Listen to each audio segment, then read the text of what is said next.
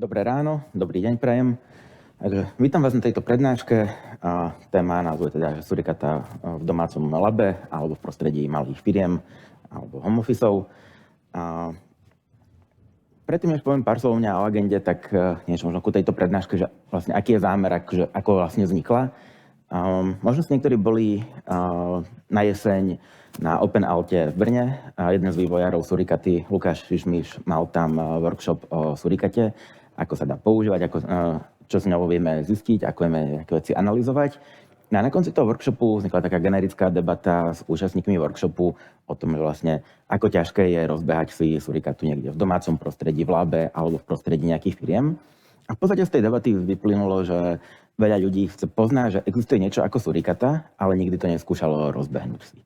A myslel si, že to je nejaký veľký, ťažký strašiak, že to je veľmi ťažké rozbehnúť si. Takže vlastne z tejto debaty tak genericky vznikla táto prednáška práve o tom, ako si môžeme jednoducho rozbehať surikatu. Takže na úvod teda ešte pár slov o mne. Pracujem ako analytik sieťových infiltrácií spoločnosti ESET v oddelení Network Defense Technologies, takže vlastne zaoberáme sa analýzou sieťových útokov a analýzou sieťových prejavov malvéru. V minulosti teda mal sme skúsenosti... Počujem nejaké echo. V minulosti mám teda aj skúsenosti v rámci malware analýzy, incident response, digital forensics a tak ďalej. A vlastne všetky tieto veci sa dajú využiť a zúročiť tieto skúsenosti pri práci so surikatou. Takže povieme si teda niečo o tom, prečo je monitoring sieťovej infraštruktúry, alebo teda monitoring dôležitý. Ukážeme si nejaké príklady, ako si môžeme rozbehnúť to echo. Keď sa približím toto, tak počujeme to echo. Dobre, ukážeme si teda aj niečo o tom, ako si môžeme rozbehnúť surikatu v domácom prostredí pomocou nejakého lacného hardvéru. Taktiež si ukážeme deployment surikaty naživo počas tejto prednášky a na konci teda ukázali sme si aj nejaký útok a čo z toho útoku vieme vidieť. Takže, prečo by sme sa mali zaoberať s nejakým monitoringom sieťovej infraštruktúry alebo sieťovým monitoringom aj v domácom prostredí, aj v prostredí malých firiem? Keď sa teda stanú nejaké incidenty alebo niečo, tak zistíme, že tradičné logy, ktoré máme z našej infraštruktúry, tak väčšinou nie sú dostatočné. Tradičné logy, čo tým myslím? Tak napríklad štandardne nakonfigurované Windows logy, tie bezpečnostné logy majú iba veľmi málo informácií v sebe, to, čo je defaultne zapnuté. Dozviete sa tam o tom, že kedy sa kto prihlásil, alebo nejaké neúspešné prihlásenia, ale nedozviete sa o tom, aké sieťové spojenia boli nadviazané, aké programy tam bežali. To už sa nedozviete nejaký príkazový riad, nejaký command line, ktoré mali tie programy. Na Linuxe to isté. Ak chcete vidieť takéto veci, potrebujete si nakonfigurovať audit D alebo nejaký iný auditný démon na podrobné logovanie. Keď niečo takéto budete konfigurovať, je to potrebné urobiť na každom stroji. V prostredí nejakej Windowsovej infraštruktúry máme GPO, alebo teda Global Policy Objects, nejaké sieťové globálne politiky, cez ktoré sa to dá nakonfigurovať. V prostredí Linuxu šikovní admini majú na to svoje udelátka a majú na to svoje spôsoby, ako to vedia nakonfigurovať. Avšak ak sa rozprávame o nejakých malých firmách, predstavme si nejakú firmu, obvykle, že do 5 ľudí, možno nejaká právnická firma, advokáti, tak tí asi veľmi nebudú konfigurovať na všetkých počítačoch takéto logovania. Ďalšia vec, keď sa udeje nejaký incident, tak vtedy častokrát zistíme, že tie logy, ktoré tam sú, tak sú už buď zmazané, alebo ich zmazali útočníci, alebo sú zrotované. Defaultná veľkosť, napríklad Windows Security Event logu je 20 MB. To sa veľmi rýchlo zrotuje, keď sa tam niečo udeje. A čo je teda ďalšia dôležitá vec? Tieto tradičné logy sú štandardne iba na počítačoch, na endpointoch. Takže keď sa tam teda dostane útočník a jednu z prvých vecí, ktorú urobí, je, že pokúsi sa zahľadiť za sebou nejaké stopy, vymazať logy, tak už tam tie logy nenájdeme. A budeme musieť potom v rámci digitálnej forenzky alebo forenznej analýzy počítačov ísť sa pozerať do iných zdrojov, aby sme zistili, že čo sa tam udialo. A tie najjednoduchšie použiteľné tradičné logy tam nebudú. Toto sa dá vyriešiť napríklad pomocou nejakých ED-riek alebo XD-riek, čo tu už teda odznelo. EDR je v podstate taký veľmi pokročilý antimalware s kopou ďalších funkcionalít. Má to aj nejaký centrálny manažment, ale ruku na srdce, priznajme si, koľko ľudí to má nasadené buď doma, alebo v prostredí nejakých maličkých firiem.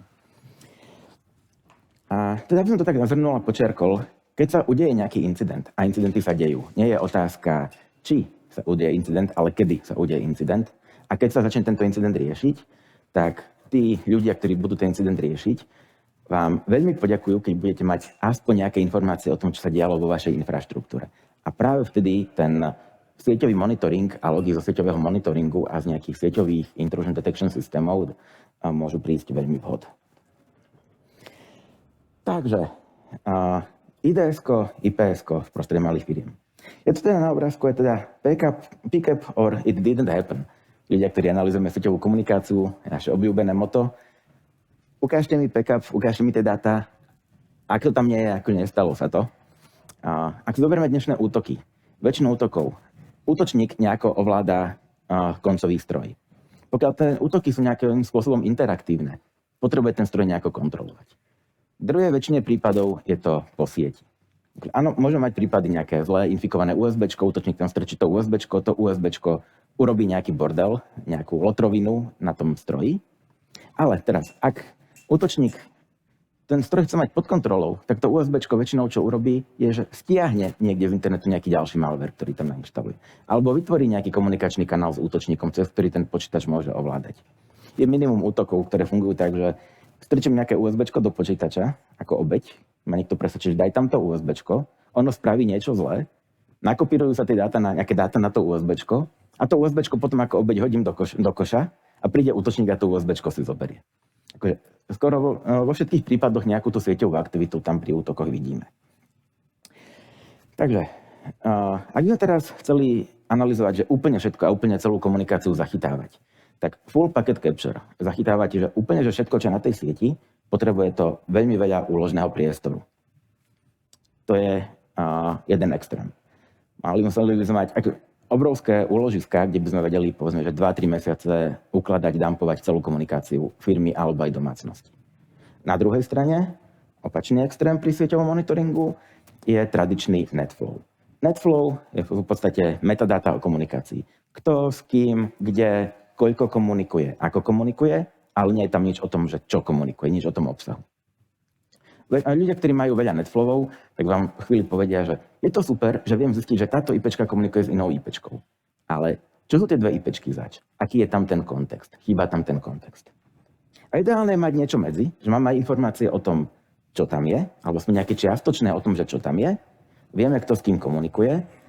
A zároveň, tak ako máme antimalvery na počítači, majú nejaké signatúry, nejaké detekčné pravidlá. Keď v tej plnej komunikácii sa objaví nejaký útok, tak sieťový intrusion detection system nám hodí alert o tom, že takýto útok sa tu udial a napríklad dá nám ku nemu aj nejaké ďalší obsah. Povedzme, že uloží celý ten payload z komunikácie. Ďalšia veľká výhoda, keď máme sieťový monitoring, centralizované logy. V celej siete vieme zbierať logy na jednom mieste a keď útočník by aj nám nejaký počítač dostal pod kontrolu a vymazal na ňom tie dáta, tak ten centralizovaný log management stále nám ostane. Takže, ako teda si rozbehnúť niečo takéto so surikatov? Včera už, keď sme tu mali prednášku o homelaboch a self-hostingu, boli odporúčané teda rôzne maličké počítače. Takže áno, je to jeden z veľmi dobrých spôsobov zobrať si nejaký maličký počítač. Dá sa dokonca aj niečo úplne takéto maličké. Toto je tenký klient Dell Vyse, v podstate štvorjadrový Atom. Takže nejaký takýto setup na obrázku, vlastne taký malý domáci rack. Dá sa tam napchať jeden mini Lenovo ThinkCenter, nejaký switch, router, tak ďalej. Celé je to vlastne maličkom 10-palcovom racku. Dá sa to uzavrieť, ak máte domáci setup, ktorý vyzerá podobne. Ako teda zachytávať a monitorovať tú sieťovú komunikáciu? Viacero možností. Napríklad urobiť tzv. Port mirroring na switchi. Že celá komunikácia v rámci siete sa bude zrkadliť do nejakého iného portu a ten budeme monitorovať.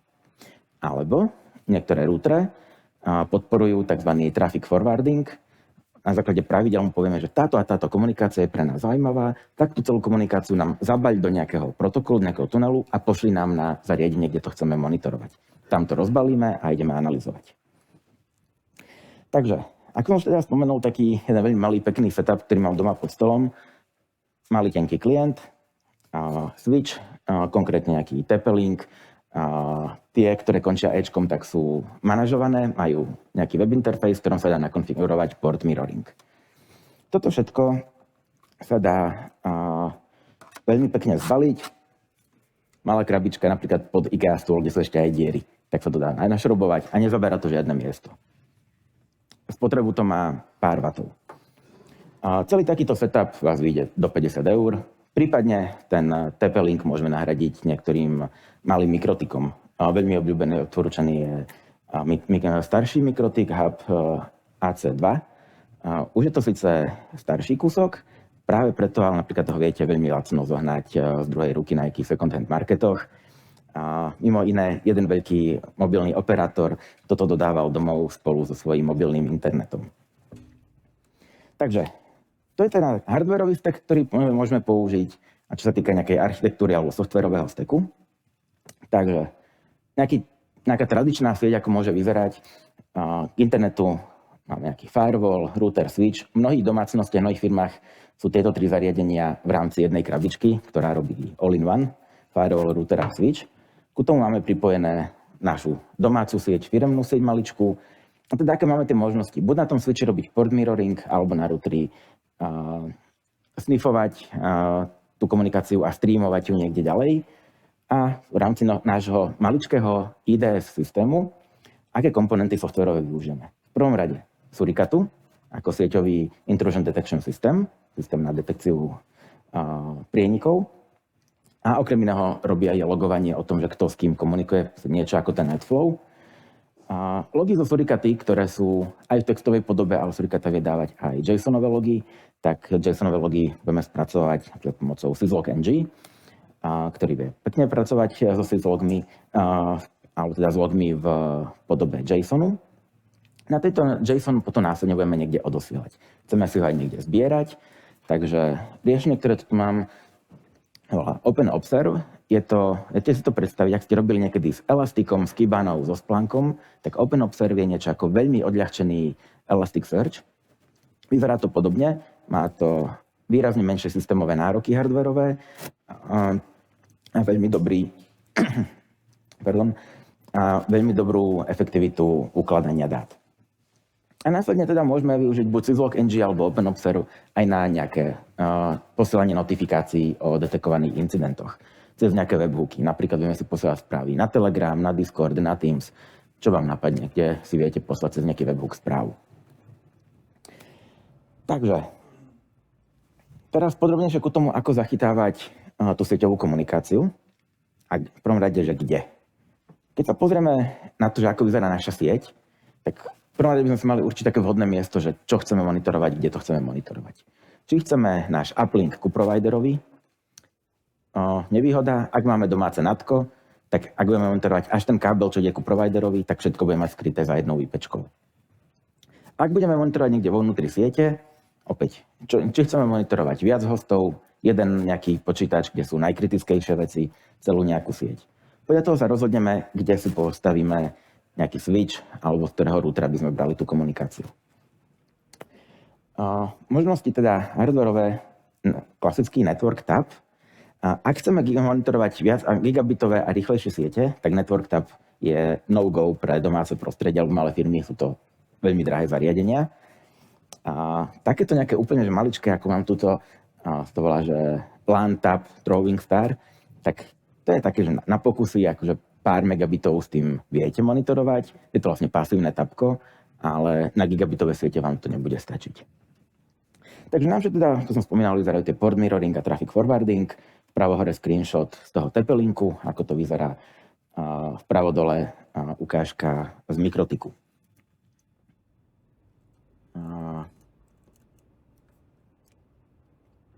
Tuto teda mám, ako vyzerá mikrotik.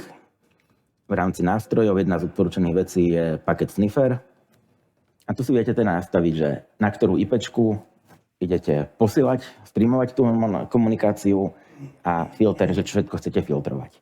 Napríklad, ak chcem filtrovať, teda monitorovať všetku komunikáciu z nejakého konkrétneho interfejsu, viem si ho tu zvoliť. Viem si popridávať ďalšie dodatočné obmedzujúce filtre. Ak ma zaujíma iba nejaký host, alebo naopak nejaký host ma nezaujíma, buď si to vyklikám, alebo v mikrotikovej command line napíšem a následne teda spustím štart a tá komunikácia sa mi začne streamovať tam, kam potrebujem.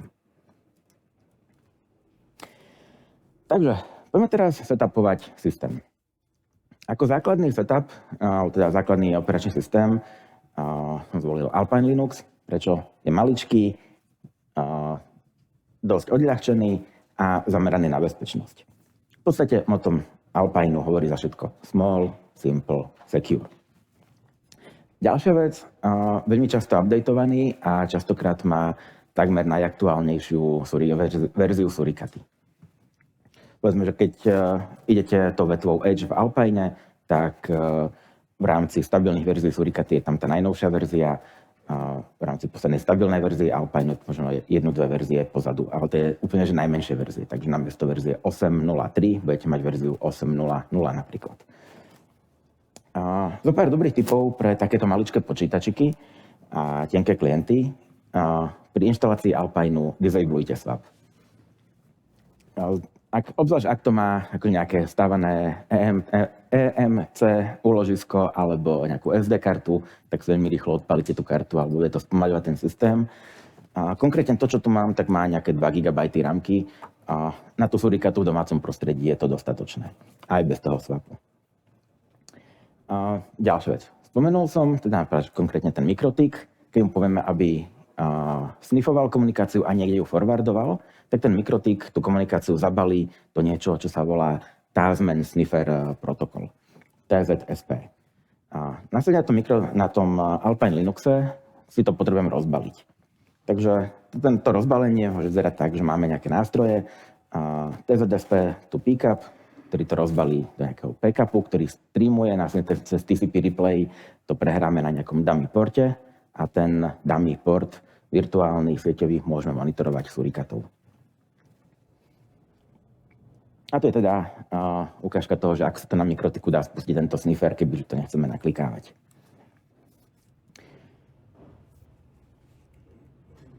Dobre. Aby som teda toľko nekecal, tak poďme si to na celé nasetupovať. Mám tu jeden takýto stroj, respektíve malú virtuálku, ktorej je čistý Alpine Linux, akurát mám tam SSH-kový prístup. Tak, poďme si to teda celé rozbehať.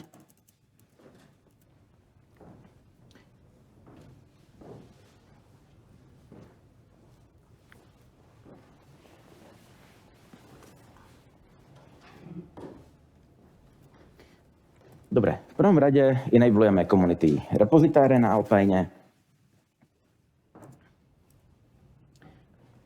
Tuto na GitHube mám ku tomu nejaký návod na konci prednášky, potom je odkaz na celý tento návod, ak by ste si to chceli rozbehnúť. Takže momentálne teda nainštalujeme všetky potrebné závislosti.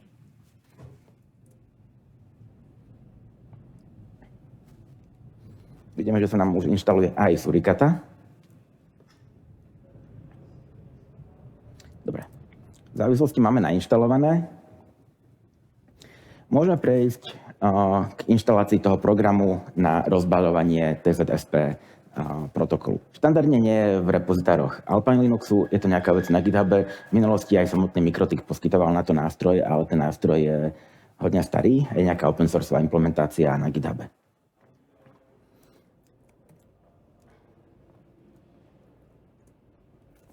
Takže, čo sa teraz stalo?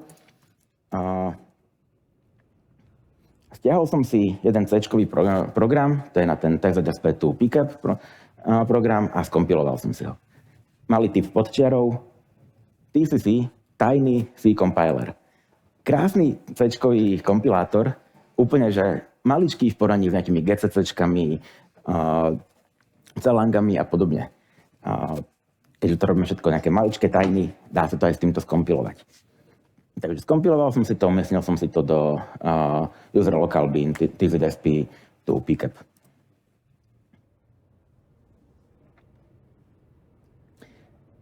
Ďalšia vec, ktorú som spomínal, tak vytvoríme si, neviem teda, či toto je dobre vidieť aj dozadu. Vytvoríme si dummy sieťový interfejs. V podstate, čo sa teraz stalo? Zadefinovali sme si interfejs TZSP0 typu dummy. Nastavili sme mu väčšie MTUčko, kvôli tomu, že keď sa bude streamovať komunikácia z toho mikrotiku do tohto IDS-ka a budú veľké pakety, ktoré sa budú ešte baliť do nejakého protokolu, tak buď si poviem, že teda mám túto dummy komunikáciu väčšie MTUčko, alebo si zmenším MTUčko na sieť, nejak patrične zabalím. Aby sa mi nestalo to, že budem strácať nejaké pakety po ceste alebo budú orezávané. Posledná vec, teda reštartujem si networking service.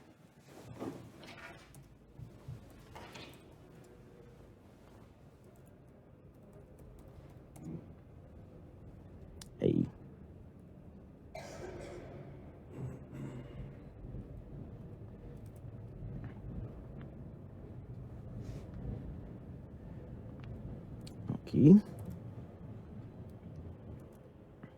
Takže tradične jedna vec úplne nevyšla. OK. Poďme ďalej. Suricata. Keď mám nainštalovanú Suricatu, tak chceme si aktualizovať jej konfiguračný súbor. Samotný konfigurák Suricaty je strašne dlhý. Keď si pozrite, ako vyzerá Suricata YAML, ktorým sa konfiguruje, tak má možno okolo 3000-4000 riadkov. Je tam toho, že strašná spústa. Najdôležitejšie veci, čo tam chceme určite zmeniť, alebo teda nakonfigurovať si. Sú tam premené, že homenet a externalnet. Je to v podstate nejaký zoznam IPčiek, ktoré definujú IPčky z nášho domáceho rozsahu a potom IPčky, že čo považujeme za nejakú externú vonkajšiu sieť. By default Suricata to má nakonfigurované tak, že všetky homenet veci, takže homenet sú všetky privátne IPčky. V domácom prostredí to pravdepodobne nie je to, čo chcete, alebo mnoho internetových providerov pripája obzvlášť po IPv4, takže vlastne aj ten internetový provider robí nejaké natko a vám pridelí na vašom vanovom interfejsi domáceho routeru nejakú IPčku privátnu. To znamená, že z pohľadu vašej domácnosti ten privátny rozsah, ktorý používa váš provider, sú už tie internetové, tie globálne IPčky. Takže minimálne toto chceme nastaviť. Ďalšia vec, nastaviť si nejaké pokročilé logovanie v rámci EU JSONu. To je ten JSON, ktorý sa produkuje, tak si povieme, že chceme do ňoho mať zahrnuté aj veci o tom, že keď sa detekuje nejaké pravidlo, nejaký útok, alebo nejaká podozrivá komunikácia, tak chceme tam mať zalogované informácie o tom, že aký tam bol paket, aký tam bol payload, prípadne informácie o tom, konkrétne to pravidlo, ktoré to zachytilo. Nie len názov pravidla, ale aj definíciu toho pravidla. Ušetrí to potom čas pri neskoršej analýze. Ďalšia možnosť, čo sa dá zapnúť, je logovanie typov súborov, ktoré sa prenášajú a prípadne aj ich haše. Takže pokiaľ nejakej nešifrovanej komunikácii sa preniesie súbor, Suricata zistí jeho hash, zaloguje mi tam ten hash. Skvelá vec, keď to potom chcete buď niekedy automatizovať, že tie hashe kontrolovať voči nejakým databázam, indikátorov kompromitácie alebo voči nejakému virus totalu. Prípadne, keď sa už bude riešiť ten incident, tak uvidíte tam hashe tých súborov, ktoré išli plaintextovo v rámci vašej siete.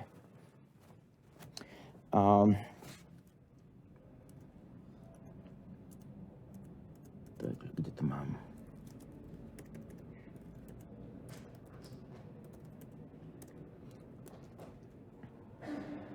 Takže toto je ten originálny súbor, akože keď sa budeme scrollovať, tak je to celý strašne dlhý konfig. Takže čo teda môžeme urobiť?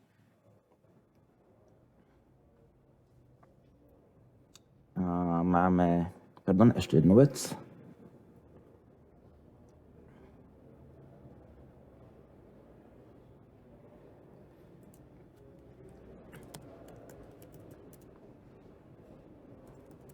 Takže ja som teda v tom repozitári predpripravil jednak teda už upravený config a potom je to aj taký súbor, že disable.conf, ktorý obsahuje, keď sú nejaké hlučné pravidlá, ktoré nám budú robiť veľa false pozitívov, tak tie môžeme povypínať. Práve sa to dá riešiť cez ten disable.conf. Toto pravidlo sú pre nás hlučné, nepotrebné, nadbytočné, tak tie vypneme. Jedna z vecí, ktoré som tu napríklad vypol tým, že chcem ukázať notifikácie, ktoré sa posielajú na Telegram, tak Suricata má aj nejaké pravidlo, že keď vidí komunikáciu z Telegram API, tak o tom posiela nejaké alerty, notifikácie. Takže, čo by sa stalo, keby to nevypnem? Uvidíme nejaký alert, pošleme si ho na Telegram, Suricata uvidí komunikáciu s Telegramom a pošle nám ďalší alert, že vidí komunikáciu s Telegramom. Čo nie je úplne to, čo by sme chceli. Takže ja si teraz tieto dva konfigy nakopírujem.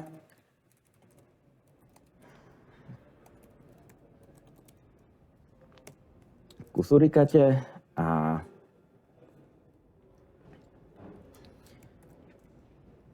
ďalšia z vecí, ktorú pri Suricate potrebujem mať spravenú, je, že tie signatúry, tie pravidlá.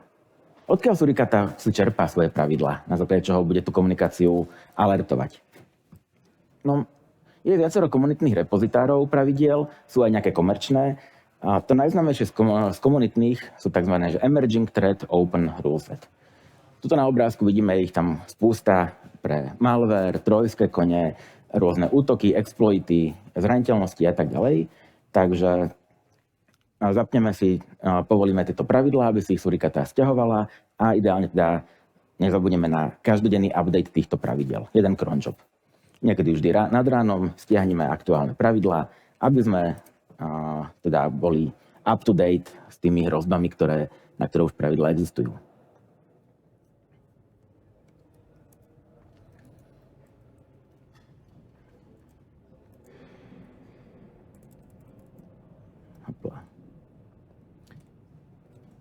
Dobre. Syslog NG. Parsovanie Syslog NG vecí. Syslog NG vieme využiť na parsovanie všetkých JSONov, ktoré nám Suricata produkuje.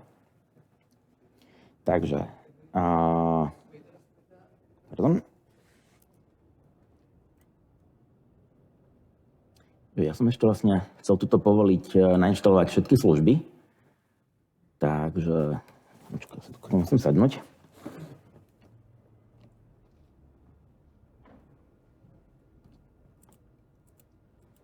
Takže zo pár služieb, ktoré budeme využívať.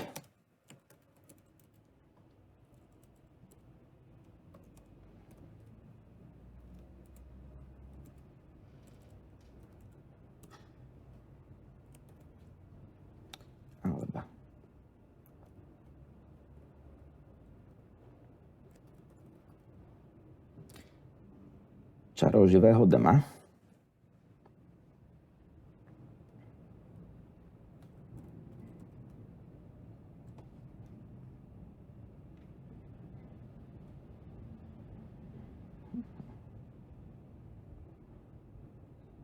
Why?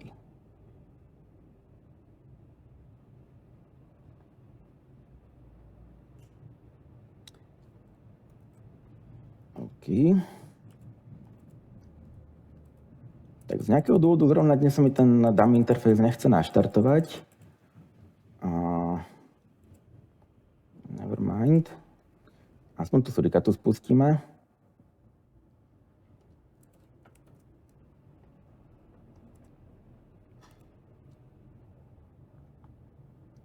Dobre, a teraz Syslog NG.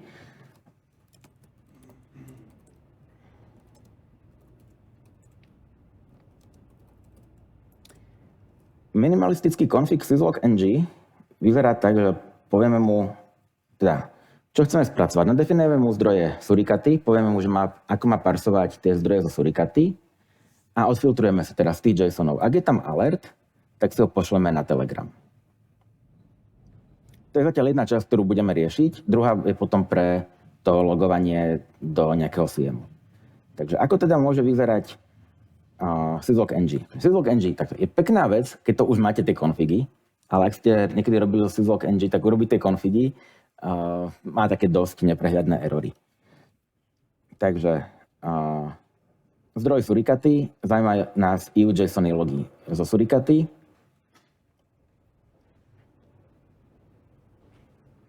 Následne teda filtrovanie. Ak event type v tom JSONe je alert, tak potom teda ideme si to poslať do Telegramu. Telegram využíva, na Telegram potrebujeme mať nejaký bot token a chat ID, ktorý teda si vieme vygenerovať v rámci Telegramu, napríklad cez jedného telegramového bota, ktorý sa volá že bot Father. Takže tam vlastne v rámci Telegramu si vygenerujeme bot token a chat ID a mám ich tu teda umiestnené v nejakom súbore secrets.conf. Ten teda of course nebudem ukazovať na obrazovku. A potom teda, čo ideme logovať do toho Telegramu, nejaký template. V podstate z toho JSONu, EU-JSONu zo Surikaty vyťahneme informácie o tom, že aký je tam alert type, aká je to signatúra, kto s kým, ako komunikuje.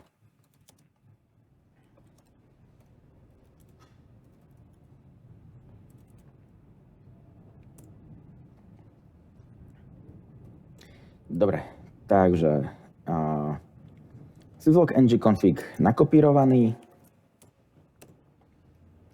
Aktualizujeme, reštartneme syslog ng a momentálne malá kontrola. Surikata by nám už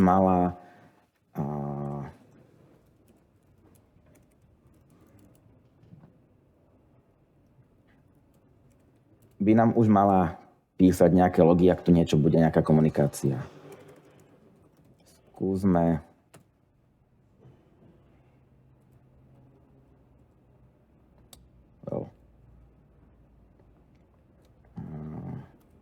Pardon.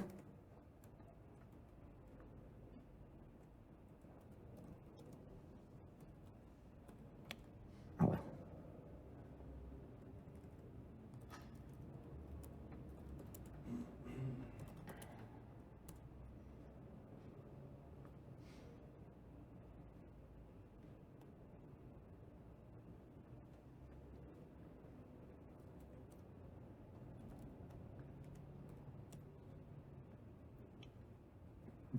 Zapnuté.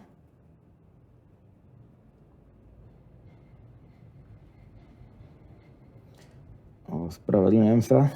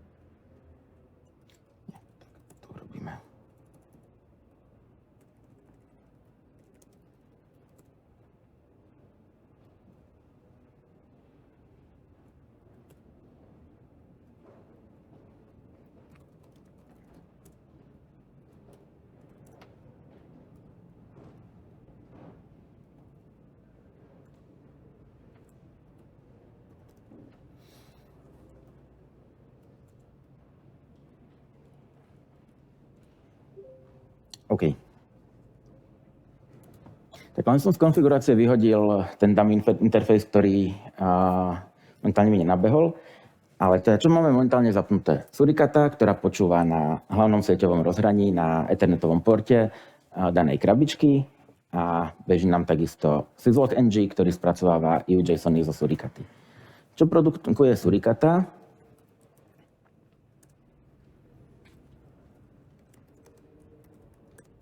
Takto napríklad vyzerajú tie EU-JSONy, ktoré produkuje. Toto vidím napríklad zachytila nejaký event typu TLS, kto s kým komunikuje, aké IPčky a nejaké informácie o tom, že aký protokol sa vyžiadal cez HTTPS, nejaké fingerprinty TLS-kovej komunikácie a podobne. Takže vlastne takýchto eventov sa nám produkuje momentálne spústa. Syslog ng parsuje tieto eventy, ak tomu vidí event s alertom, tak nám ho pošle na Telegram. Jedna z vecí, ktorá vygeneruje nejaký alert, tak je napríklad takáto vec, že keď curlom stiahujeme niečo z nejakej IPčky. Vyhodilo mi to nejakú notifikáciu.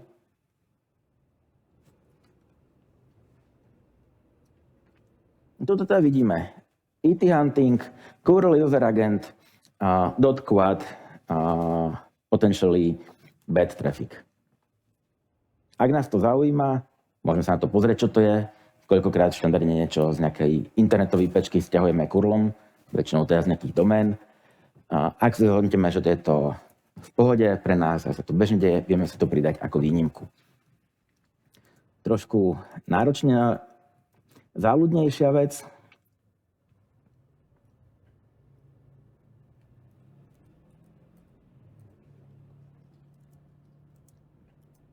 Predstavme si, že v komunikácii uvidíme niečo takéto. Niekde po sieti prelezie UID 0, root 0 a tak ďalej. Čo vyzerá ako štandardne, keď sa niekto dostane na nejaký shell ako root a napíše príkaz, že who alebo who am I, a zistí, že ja som root. Takže aj na toto je teda surikateľné pravidlo. GPL attack response majú pravidlá ID check returned root. Tak kebyže napíšeme presne to IDčko, zistíme, že vyskytlo sa tam UID 0 a tak ďalej. Takže nejaký monitoring nám momentálne v tejto chvíli funguje. To máme konkrétne rozbehnuté časti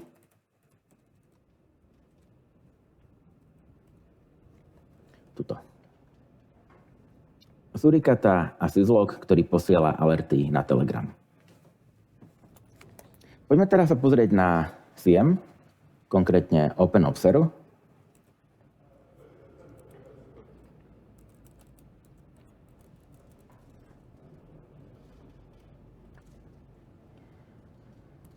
Takže OpenObserve, ako som spomenul, je to taký veľmi maličký SIEM.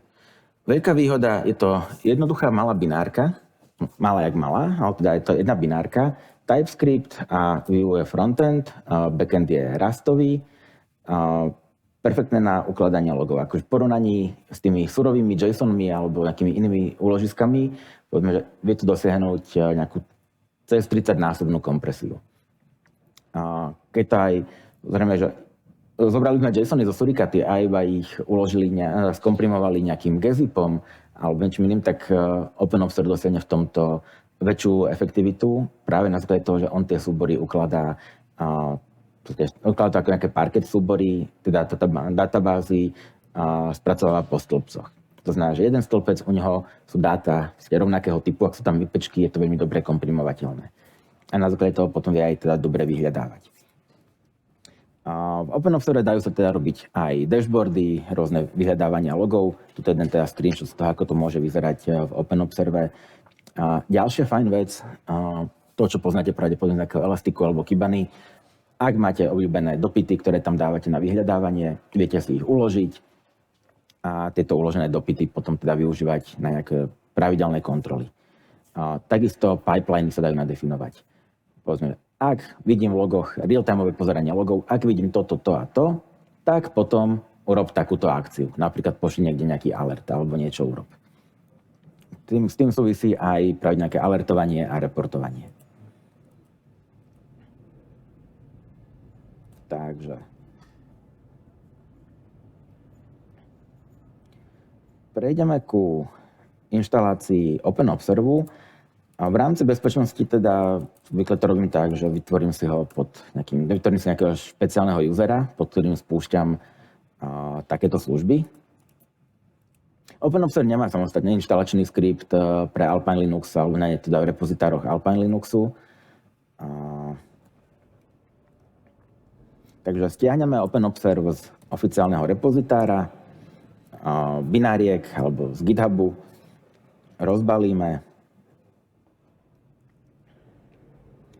Prvýkrát, keď ho spustíme, tak on sa vlastne nainicializuje, stiahne si nejakú GeoIP databázu, ktorú vie použiť na obohacovanie. Teraz zruším. A môžeme si ho spustiť ako službu. Opäť využil som konfigurák služby, ktorý už mám predpripravený. Spúšťam ho teda pod tým userom OpenObserve jedna z vlastností, ktoré mu vieme povedať, je teda, aby neposielal telemetriu svojim výrobcom alebo teda svojmu vendorovi. Ďalšia taká vlastnosť. Viem mu povedať, že ako staré logy do minulosti vie vlastne prijímať.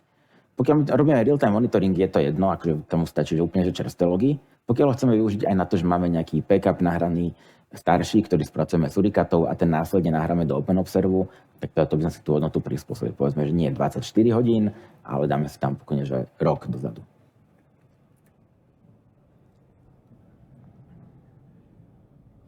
Takže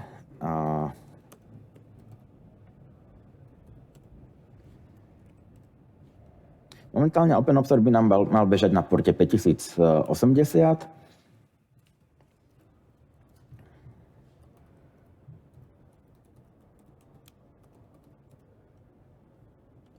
Je to iba HTTPčko. Ešte nejaký SSL-kový certifikát sme si tam neinštalovali. JavaScripty.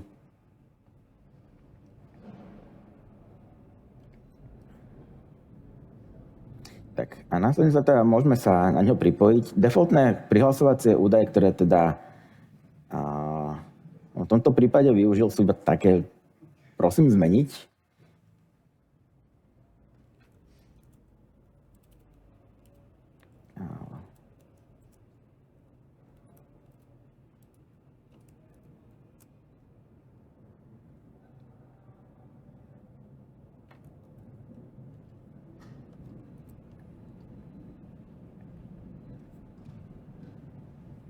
Dobre, takže OpenObserver samotný nám beží. Ale teda, ako vidíme, zatiaľ ešte do neho nejdú žiadne dáta.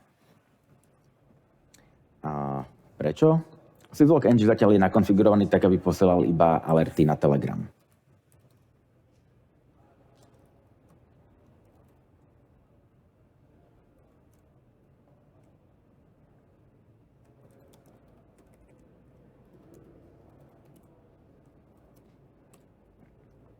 Takže ja v tejto chvíli odkomentujem druhú časť, ktorá je na posielanie surikatích logov do OpenObservu.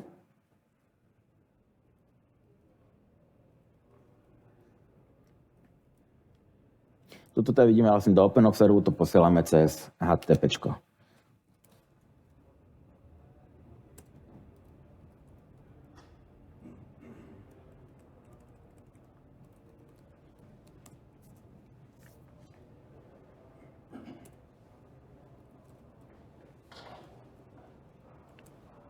Dajme zo pár pokusov.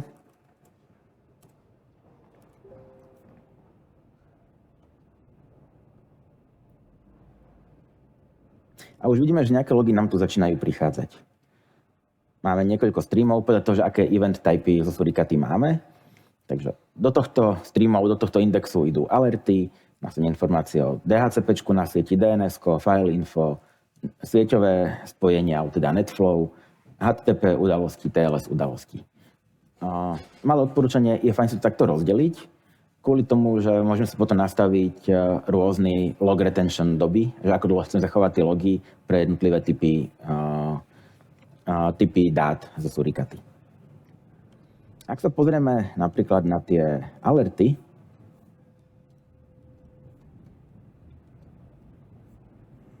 tak zatiaľ to je iba v takomto hlúpom JSONe, ale teda v hlúpom tvare vieme si to predkonfigurovať, povedať, že chceme vidieť, aký je to alert kategórií, aký je to signature,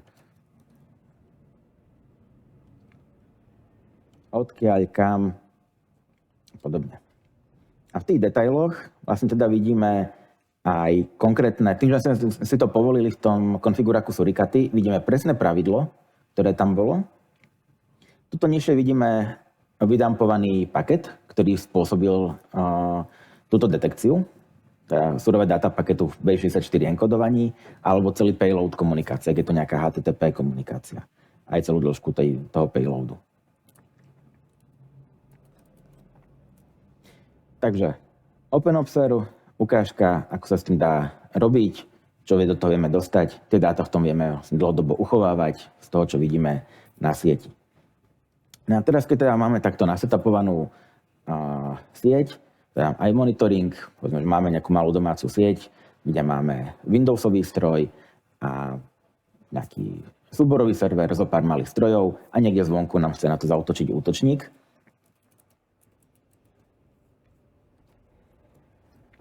Tak si môžeme dať ukážku, ako taký útok môže vyzerať. Takže tuto napravo máme obeť, Windowsový stroj, naľavo útočníka. Útočník začína tým, teda ide sa pozrieť na tú danú firmu alebo na tú danú infraštruktúru, skúsi nájsť nejaké platné e-mailové adresy. Využije enumeráciu e-mailových adries, pripojí sa na mailový server. Už pomerne stará metóda, ktorá na mnohých mailových serveroch je zakázaná, tzv. Verify alebo VRFY. V čom to spočíva?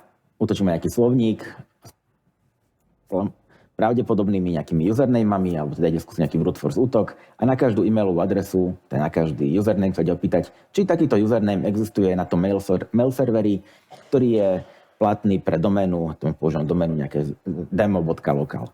Takže útočník, keď sa začal pýtať a zistil, že existuje napríklad mailová adresa, že dave@demo.local, ktorý následne môže použiť na nejaký phishingový útok.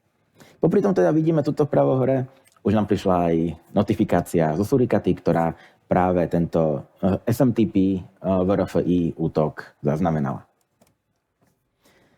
Pokračujeme ďalej. Z pohľadu útočníka má už nejakú platnú e-mailovú adresu, má nejaký predpripravený phishingový e-mail, klasická tematika, invoice, prišla vám nejaká faktúra. Čo dôležité to dodať, ako faktúru tam dáva súbor invoice.pdf. Žiadny .pdf.exe, iba obyčajné PDF-ko. Je to naozaj že PDF-ko, ktoré nie je žiaden nejaký trik. Chceme ukázať to, že aj v rámci nejakého PDF-ka, nejakého bežného súboru môže byť skrytý nejaký bordel. Takže útočník si pripravuje infraštruktúru svoj tzv. Listener, ktorý bude zachytávať spojenia od jeho obete, aby mohol následne počítač obete ovládať. Na pravej strane obeť dostala faktúru, PDF-kový súbor, uloží si ho, ide si ho otvoriť vo Foxit Readeri a vyzerá to tak, že v tom Foxit Readeri sa nič nedeje. Čo urobí obeť v takejto situácii? Zíde z očí, zíde z mysle, vykašle sa na to, proste nefunguje to, zavre, nikomu nič nepovie. Žiaden admin, žiaden bezpečák sa o tom vo firme štandardne nedozvie. Ale čo sa deje na pozadí? Ak si všimneme teraz, čo sa bude diať u útočníka, tak nejaká aktivita sa tam objavila. A to, čo sa objavilo u útočníka, je úspešné exploitovanie zraniteľnosti v tom Foxit Readeri. To PDF-ko obsahovalo exploit, ktorý spustil kód na strane obete. Ten kód sa pripojil k útočníkovi a stiahol nejaký ďalší malware. Len tak by the way, tuto vpravo hore vidíme ďalší alert zo Surikaty, ktorý nám hovorí o tom, že nejaký possible metasploit payload, nejaký malware sa nám tu stiahuje po sieti. Čo teda akože nie je úplne dobré, čo by sme chceli štandardne.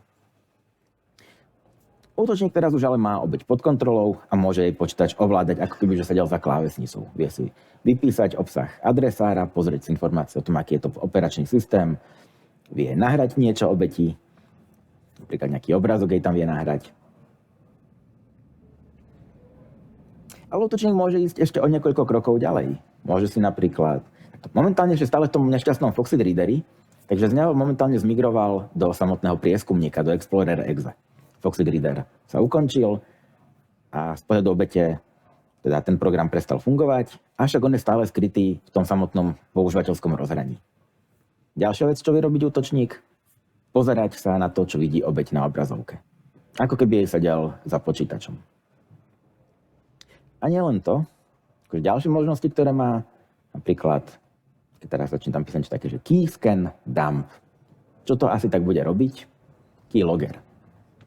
Čo začne písať obeť, tak to všetko, čo bude písať obeť, tak útočník uvidí, potom sa to vie z tej obete vydumpovať, stiahnuť.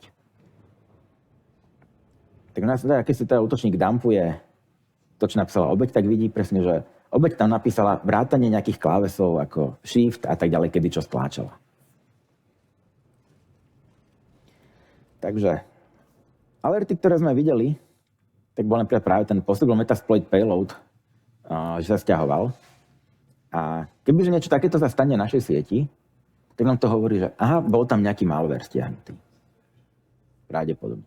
Začneme riešiť, že opäť bola vyhekovaná, začne sa riešiť incident response a v tejto chvíli tí ľudia, ktorí budú riešiť ten incident response, budú veľmi radi za tieto logy, za to, že tam uvidia aj tieto detekcie, ale okrem nich majú celý prepis tej komunikácie, kto s kým komunikoval, aké spojenia tam boli, čo sa tam dialo v tej sieti. Majú informácie o tom, aké súbory sa prenášali, na aké HTTP stránky sa išlo a tak ďalej.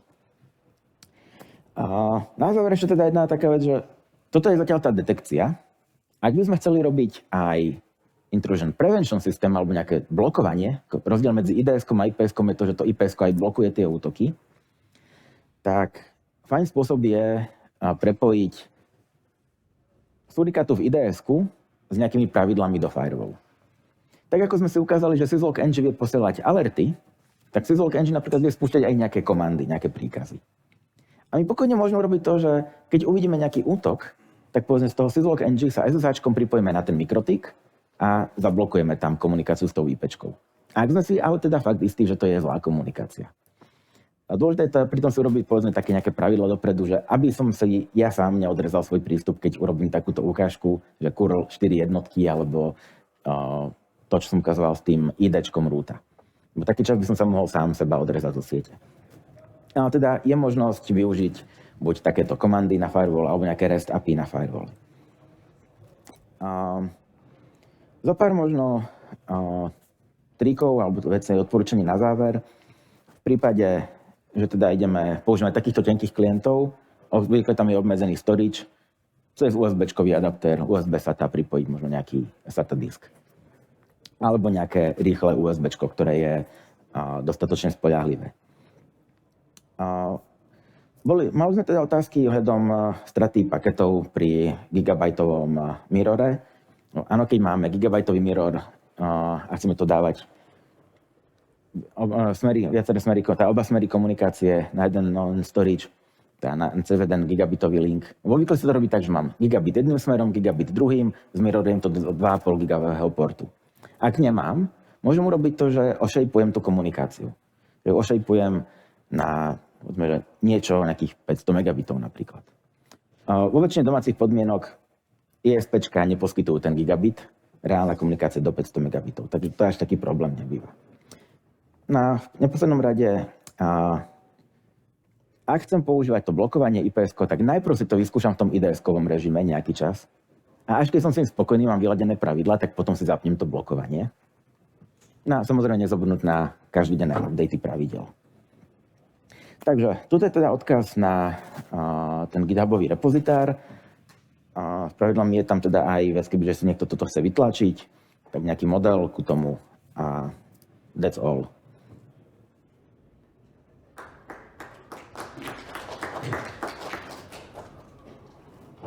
Jo, tak díky za přednášku.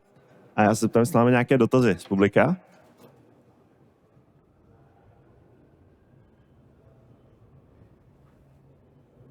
Jestli ne, tak já bych měl jeden dotaz. Já rád hraju hry, tak by mě zajímalo, jestli to má nějaký měřitelný dopad na odezvu, nebo jestli, kdybych si chtěl setupnout Suricatu, tak se vůbec nemusím bát. Tak to, keď využívame buď ten port mirroring, tak toto vlastne ako keby, že tam tá odozva nemá to na to žiaden dopad.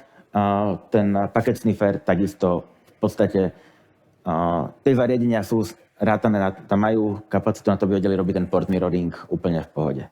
Takže to, že niekde mi beží Suricata, beží na inom stroji a neovplyvňuje to tú sieť. Problém by mohol byť, kebyže Suricatu použijeme nie v takomto port mirroringovom režime a v IDS režime, ale Suricata má aj možnosť byť v IPS režime, kedy je zapojená inline. A tam už ten problém môže byť, keď Suricatu zahltíme, tak celá tá komunikácia, ktorá ide cez ňu, že z jedného portu preposiela na druhý, tak tam ten problém môže byť presne to, že tá komunikácia bude mať veľké latencie. Preto teda aj to odporúčanie na záver, že ako urobiť to IDS-ko, je lepšie, teda IPS-ko je lepšie Suricatu mať v IDS režime a akciami na firewall robiť niečo, než priamo mať Suricatu v tom IPS režime inline. Děkuji. Tak tam se ještě jednou, jestli máme nějaký dotaz z publika.